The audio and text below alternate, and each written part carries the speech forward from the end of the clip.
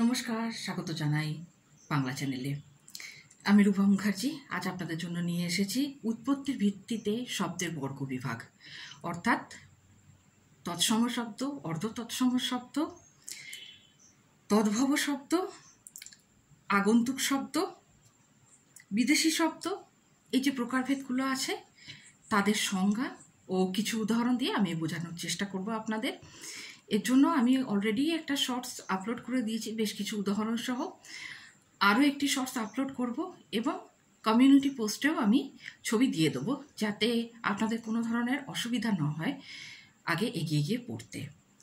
আমি অনলাইনে ক্লাস করিয়ে থাকি, হ্যাঁ, বাংলা SLST করিয়ে থাকি। এছাড়াও বিভিন্ন কম্পিটিটিভ এক্সামের প্রিপারেশানও আমি করিয়ে থাকি। আপনারা কেউ ইচ্ছুক হলে কমেন্টস অবশ্যই জানাতে পারেন। চলুন শুরু করা যাক উৎপত্তির ভিত্তিতে শব্দের যে বিভিন্ন বিভাগ আছে বা বর্গ নির্ধারণ করা হয় তার আলোচনা। বাংলা ভাষায় আমরা যেসব শব্দ ব্যবহার করি তাদেরকে কয়েকটি শ্রেণীতে ভাগ করা যেতে পারে, যেমন তৎসম শব্দ, তদ্ভব শব্দ, অর্ধ তৎসম শব্দ, আগন্তুক শব্দ, দেশি শব্দ, সংকর বা মিশ্র শব্দ। তাহলে সবার প্রথমে শুরু করা যাক তৎসম শব্দ থেকে। তৎসম অর্থাৎ তাহার সমান, অর্থাৎ সংস্কৃতের সমান, অর্থাৎ সংস্কৃত থেকে যে শব্দ হুবহু বাংলা ভাষায় কোনো রকম পরিবর্তন ছাড়াই চলে এসেছে তাদেরকে বলা হয়ে থাকে তৎসম শব্দ।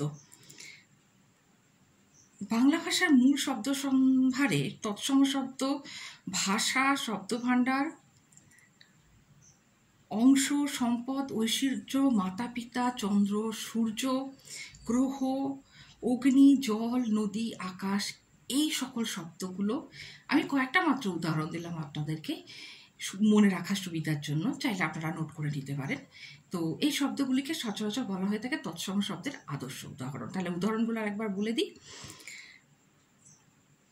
শব্দ ভাণ্ডার, তৎসম, তদ্ভব, অংশ, সম্পদ, মাতা পিতা, গ্রহ, শঙ্খ, জল, নদী, আকাশ প্রভৃতি।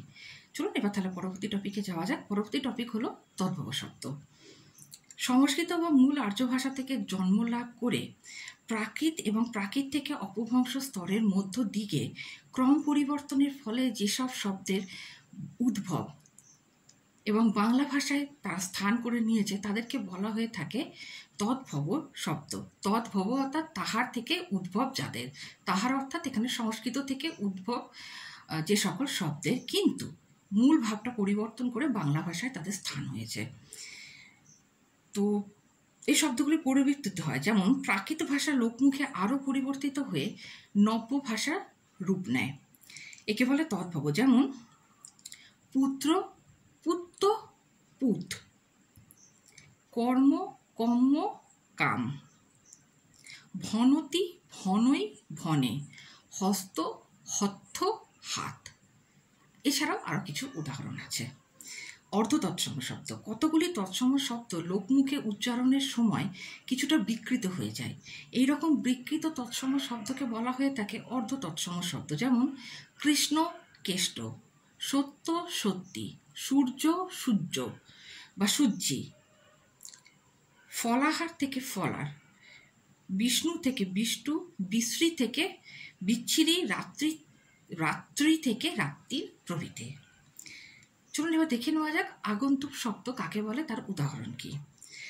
ভারতবর্ষের বাইরে থেকে বিভিন্ন সময়ে গ্রিক, শক, হুন, মোগল, পাঠান, পারসিক, তুর্কি, পর্তুগিজ, ইংরেজ প্রভৃতি বহু বিদেশি নানা কাজে বিভিন্ন উদ্দেশ্য নিয়ে বারবার আমাদের দেশে এসেছেন, বসবাস করেছেন। তার ফলে এইসব বিদেশিদের থেকেও বেশ কিছু ভাষা আমাদের দৈনন্দিন জীবনে চলে এসছে এবং সেখান থেকে বাংলা শব্দভাণ্ডারে স্থান করে নিয়েছে।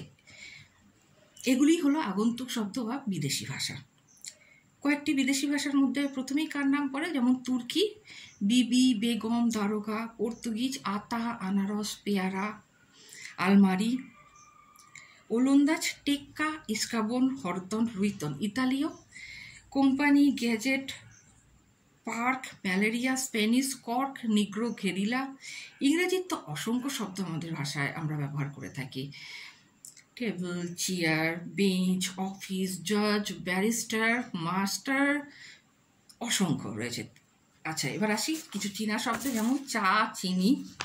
জাপানি শব্দ রিক্সা, জুজুৎসু, ফরাসি শব্দ বা ফার্সি শব্দ, যেটাকে বলা ভালো, ফরাসি নয়, ফার্সি শব্দ হচ্ছে কুপন, কুরুস, তরমুজ, তাজা তরকারি। আরবি শব্দ আক্কেল, আকছার, অছিলা, হুজুর, এজলাস, এজমালি, ফাজিল, ফৌজ প্রভৃতি। আরবি ফার্সি মিশ্রণজাত শব্দ হচ্ছে আদমশুমারি, ওকালতনামা, কোহিনূর, খামখেয়ালি। এবার এক শ্রেণীর ভাষা আছে যাদের বাংলা ভাষায় কিছু শব্দ আছে যাদেরকে তৎসম শব্দ বলে আমরা অনেক সময় ভুল করে থাকি। সেগুলো কিন্তু তদ্ভব খাঁটি বাংলা বা বিদেশি শব্দ, যেমন অকাট্য, এলোকেশি, খঞ্জনি, গঞ্জিকা, গাভী, ঝটিকা, তোষক, ফুল, বাসন, বিদায়।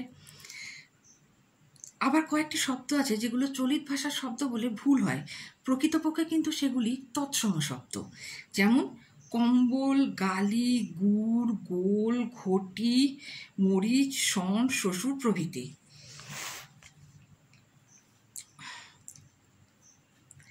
তো এই ধরনের বিভিন্ন বিভিন্ন শব্দ আছে যেগুলোকে আমরা আমাদের শব্দ ভাণ্ডারে ব্যবহার করে থাকি। এবার আসুন জেনে নিই কয়েকটি খাঁটি বাংলা শব্দ।